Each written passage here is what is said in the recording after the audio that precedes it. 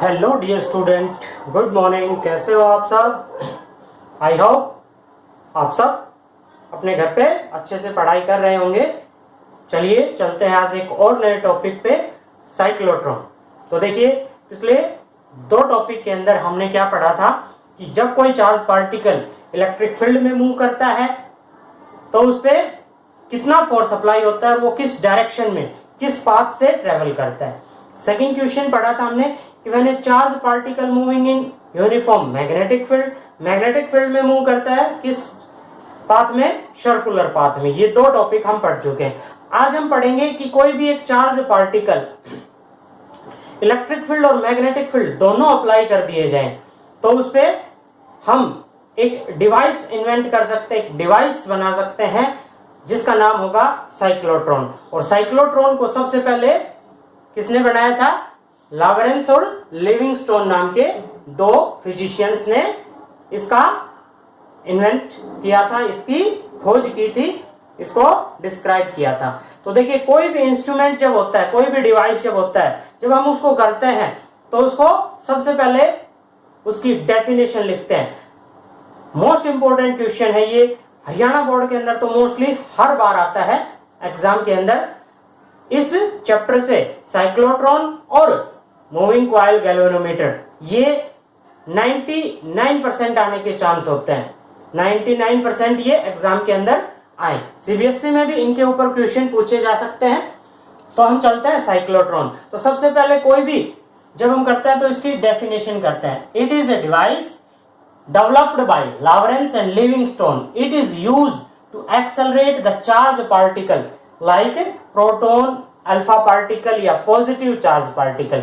क्या होता है? It is a device which is used to highly accelerate a charged particle like positive, alpha particles, proton. इन सब को accelerate करने का काम करता है। उसके बाद चलते हैं प्रिंसिपल। किस प्रिंसिपल पे ये काम करता है? किस प्रिंसिपल पे काम करेगा ये प्रिंसिपल पे काम करेगा। It works on the fact that a particle of positive charge या positively charge particle can be highly accelerate या can gain high energy by moving in electric field and magnetic field. एक charge particle को electric field and magnetic field में move करवाया जाए by applying small oscillating electric field. या इस पे electric field यदि हम अप्लाई करें तो ये हाईली एक्सेलरेट हो सकता है, positive charge particle. Third number पे आती है इसकी कंस्ट्रक्शन।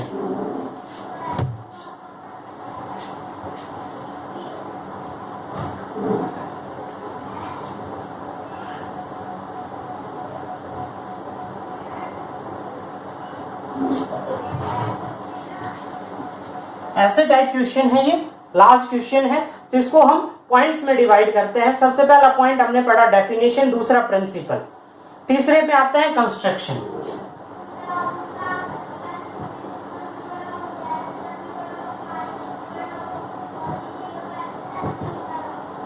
कंस्ट्रक्शन क्या होती है?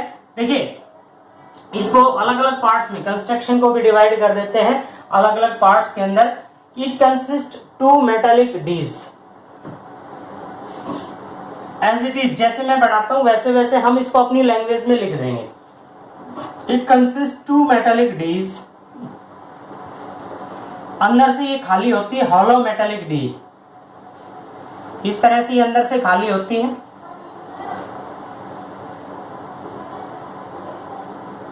इस तरह की दो डी जो अंदर से खाली होती है, खोखली, ठीक है। Are held between strong magnetic field. Strong magnetic field के बीच में रखी हुई होती है। There are horseshoe magnet. Oscillating electric field, oscillating electric field या एसी सप्लाई से इसको कनेक्ट करते हैं इस तरह से। यहां पे लगा दिया एक विंडो और यहां पे इलेक्ट्रिक फील्ड अप्लाई करते हुए, और यहां होता है आपका टारगेट। इस तरह से हम इसकी कंस्ट्रक्शन कर सकते हैं अलग अलग पार्ट में। Hollow metallic dees, strong electromagnet, oscillating electric field, 3-4 part, target और विंडो। इस तरह से हम इसके 4 पार्ट्स में कंस्ट्रक्शन को कंप्लीट कर देंगे। ठीक है, अब काम कैसे करता है, वर्किंग।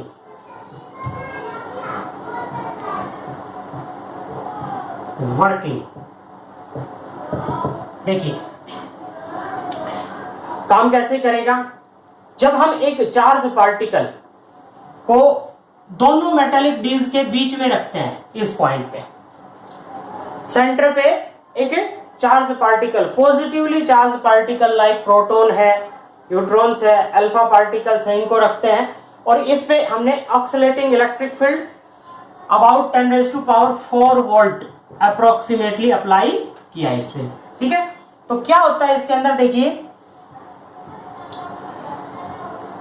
एसी साइकिल कुछ इस तरह से चलती है, हम 10th क्लास के अंदर भी पढ़ चुके हैं कि एक में पॉजिटिव हाफ साइकिल और नेगेटिव हाफ साइकिल दोनों होते हैं। तो इन स्टार्टिंग इनका नाम रख दिया D1 एंड D1 और D2। यदि हम ये मान के चले कि in starting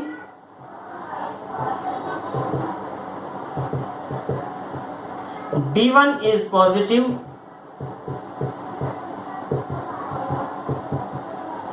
D2 is negative, D1 positive है, D2 नेगेटिव है। अब यहां पे हमने रखा पॉजिटिव चार्ज पार्टिकल, तो D1 पॉजिटिव है, पॉजिटिव पॉजिटिव क्या होगा, रिपल्सन, और D2 क्या है, नेगेटिव, और ये क्या करेगी, इसको अट्रैक्ट। चार्ज पार्टिकल मोशन में आ जाएगा और एंटर इन D2 के अंदर एंटर हो जाएगा। और जब कोई भी चार्ज पार्टिकल किसके बीच में मूव करता है, मैग्नेटिक फील्ड के बीच में मूव करता है, तो उसका पाथ कैसा हो जाता है, सर्कुलर पाथ के अंदर वो रोटेट हो जाएगा। अब after half rotation, after half revolution, after half cycle complete होने के बाद पोलरिटी चेंज होगी। पोलरिटी जब चेंज हो जाएगी तो D1 become negative after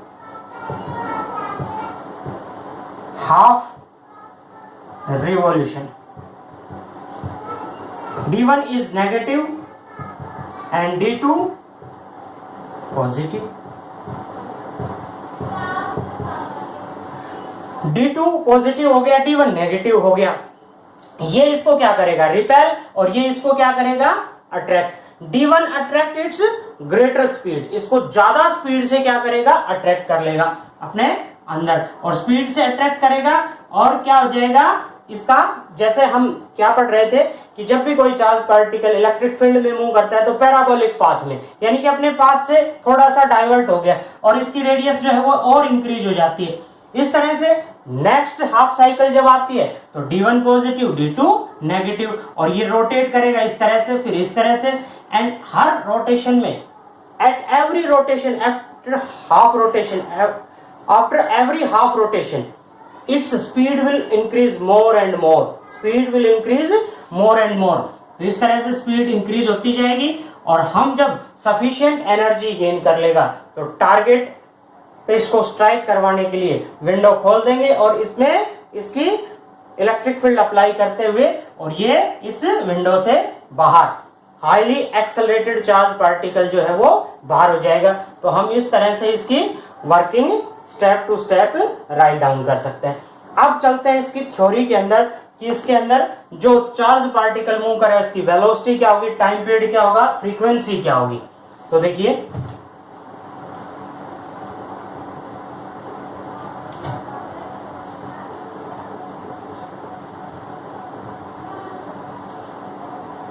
charge particle जब मूव करता है तो इस पे फोर्स कौन सा लग रहा है, F इज इक्वल टू क्या VB sin 90, क्योंकि परपेंडिकुलरली मैग्नेटिक फील्ड कैसा रखा हुआ है, हेल्ड परपेंडिकुलरली। sin 90 की value 1, F is equal to क्या VB। अब बात आती है कि ये जो चार्ज पार्टिकल है किस पाथ में मूव कर रहा है, सर्कुलर पाथ में, और कोई भी बॉडी जब सर्कुलर पाथ में मूव करती है तो उस पर किस तरह का फोर्स भी लग रहा है, सेंट्रीपिटल फोर्स। तो हम इसको किसके इक्वल भी प्रूव कर सकते हैं, m mass of charge particle v²/r, r is the radius of first path की रेडियस। तो यहां से ये कट गया तो हम क्या निकाल सकते हैं इसकी radius, r is equal to mv/qb। And v की वैल्यू भी फाइंड आउट कर सकते हैं। v इज इक्वल टू किसके इक्वल हो जाएगा, यहां पे रखेंगे हम तो q B r by n, इससे भी हम v की वैल्यू कैलकुलेट कर सकते हैं, r की वैल्यू। अब बात आती है टाइम पीरियड। हाफ रिवॉल्यूशन का है t, हाफ रिवॉल्यूशन का किसके इक्वल हो जाएगा, पाई r अपॉन में v वेलोसिटी से मूव कर रहा है, पाई r, क्योंकि हाफ रोटेशन है, कंप्लीट होता तो क्या करते हैं 2 पाई r। तो अब आता है इसमें वैल्यू पुट करते हैं हम, r की वैल्यू यदि हम पुट करते हैं पाई r की वैल्यू यहाँ पे पुट की एम वी अपॉन में क्यू बी इंटू वी से v कट गया, t टाइम पीरियड कितना आ गया, पाई एम बाई क्यू बी। अब देखिए इसको ध्यान से देखेंगे हम, पाई एम, पाई भी क्या है कांस्टेंट क्वांटिटी, एम क्या है कांस्टेंट क्वांटिटी, क्यू क्या है कांस्टेंट चार्ज, और बी अप्लाइड मैग्नेटिक फील्ड क्या है, ये सब कांस्टेंट। इसका मतलब क्या आ गया, टाइम जो है वो constant, does not depend upon the radius. इस फैक्ट से हमें क्या पता चला कि देखिए हर रोटेशन के अंदर टाइम पीरियड जो है वो फिक्स है। जितने समय में इसने फर्स्ट रोटेशन क्लियर की थी उतने ही समय में ये लास्ट रोटेशन भी क्लियर करेगा। इट मींस इसकी स्पीड एवरी रोटेशन इंक्रीज होती जा रही है, प्रत्येक पाथ में इसकी स्पीड जो है वो इंक्रीज होती जाएगी। कंप्लीट का निकालना है तो t is equal to 2t, इसको 2 से मल्टीप्लाई कर दे, 2 पाई m बाई क्यू भी। फ्रीक्वेंसी निकालनी है 1 by T is equal to q B, इसका रेसिप्रोकल कर दिया 2 पाई m, ये आ गई इसकी फ्रीक्वेंसी। ठीक है, अब निकालनी है यदि इसकी हमने काइनेटिक एनर्जी, तो काइनेटिक एनर्जी कैसे निकालेंगे, 1 by 2 m v square, kinetic energy of rotation 1 by 2 m v square. Kinetic energy क्या आ गई इसकी 1 बाई 2 एम और q square B square r square by m square, इससे ये घट गया, क्या आ गई kinetic energy 1 by 2 q square B square r square by m. ठीक है, अच्छा बुक के अंदर कई बुक में क्या कर देते हैं कि लास्ट रोटेशन की रेडियस क्या आ गई r0, स्पीड क्या आ गई v0, तो इसकी जगह पे ये पुट कर देंगे, वो मैक्सिमम काइनेटिक एनर्जी आ जाएगी इसकी। ठीक है, तो इस तरह से हम इसका टाइम पीरियड फाइंड आउट कर सकते हैं, काइनेटिक एनर्जी फाइंड आउट कर सकते हैं, फ्रीक्वेंसी फाइंड आउट कर सकते हैं। ये आ गया आपका साइक्लोट्रॉन। अब चलते हैं इसकी लिमिटेशंस, क्या क्या लिमिटेशंस है, इसकी लिमिट क्या है। तो देखिए सबसे पहली लिमिट तो ये है कि can not accelerate neutron, neutron को एक्सेलरेट नहीं कर सकता। क्यों नहीं कर सकता, क्योंकि न्यूट्रॉन पे कोई चार्ज नहीं है, चार्ज नहीं है तो न्यूट्रॉन जो है वो एक्सेलरेट नहीं होगा। ठीक है, ये इसके अंदर क्या नहीं होगा, अट्रैक्ट नहीं होगा, डी के अंदर अट्रैक्ट नहीं होगा। दूसरा हम इसके अंदर इलेक्ट्रॉन भी नहीं लेंगे। इलेक्ट्रॉन क्यों नहीं लेंगे, इलेक्ट्रॉन का इस्तेमाल भी नहीं करेंगे। क्यों नहीं करेंगे, because electron have less mass, electron का मास कम है, और मास कम है तो उसकी स्पीड जो है वो हाईली एक्सेलरेट हो जाएगा विदाउट गेइंग सफिशिएंट एनर्जी। क्योंकि जिसका मास कम है वो, जिसे कहते हैं ना हल्का आदमी जल्दी हवा ले जाता है, तो इस तरह से क्या होता है, लाइट मास बॉडी या ये कहें लाइट मास पार्टिकल फास्टली एक्सेलरेट, और फास्टली एक्सेलरेट होके टारगेट से बाहर हम उसको डिजायर्ड नहीं कर सकते, यानी कि हम उसको अपनी इच्छा से इस्तेमाल नहीं कर सके। इसलिए इसके अंदर इलेक्ट्रॉन का इस्तेमाल भी नहीं होगा, न्यूट्रॉन का इस्तेमाल भी नहीं होगा। फिर उसके यूज, लास्ट पॉइंट उसका लिख देंगे हम यूज के अंदर इसका इस्तेमाल चार्ज पार्टिकल को एक्सेलरेट करने में करता है, इसका इस्तेमाल रेडियो आइसोटोप्स बनाने में होता है, इसका इस्तेमाल हम सॉलिड की कंडक्टिविटी को इंक्रीज करने में भी करते हैं, और तीसरा इस्तेमाल इसका हम किस में करेंगे, रेडियो आइसोटोप्स के अंदर, और आपका रेडियो एक्टिविटी के अंदर, या ये कहें कि न्यूक्लियर रिएक्टर के अंदर भी इसका इस्तेमाल करेंगे। ठीक है, ये सब इसके यूज। तो आपने मोस्ट इंपॉर्टेंट क्वेश्चन है, ये करके देखना। इफ एनी प्रॉब्लम आप कॉल करके या कमेंट करके पूछ सकते हैं। ठीक है, तो तब तक के लिए नमस्कार, बाय बाय।